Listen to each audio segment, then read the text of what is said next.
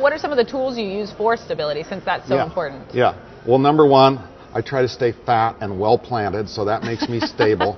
Monopods are good, and sometimes I'll wear one of those flag bearer type of deals, you know, like you see the people marching in the parades that carry the flags. A monopod with a little fluid head. I use the little Gitso fluid head on the monopod, and then I can have full, you know, tilt capabilities dampened.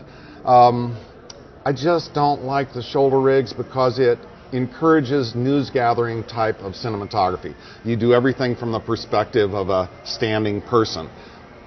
I like to get down in the mud, climb a tree, whatever, to get these angles, and if I have something that's like a contraption, that's made for perp walks, when you want to see O.J. Simpson go from the courthouse to the jail, back and forth. Perfect for that, but not necessarily for artistic stuff. Of course, a good fluid head is mandatory, and get one that will go back and forth between your sticks and your monopod. That's an excellent choice. The Steadicam Merlin 2 is, there's a couple of videos on my website. One, I took a flight through Venice. We were over in Italy, and I just ran around Venice with a Steadicam and a Canon 60D. You can see some of that stuff.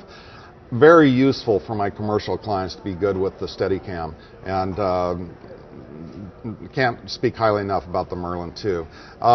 Beyond that, don't end up using too much stuff, because a lot of my work is adventure work, and I have to be able to have whatever I need in my lap, jump out of a vehicle, run through the brush, get an angle, go run up a cliff face or something like that. So I generally carry 2 slung cameras with image stabilized lenses, and honestly, it's like a matte box. I see people get the big shoulder rigs and then they put the matte box out there, and a matte box was for a certain purpose. Back in time, you would shoot, you know, mattes, and you would run the film through the camera twice. King Kong, Fay Ray in the corner, you had to do that stuff.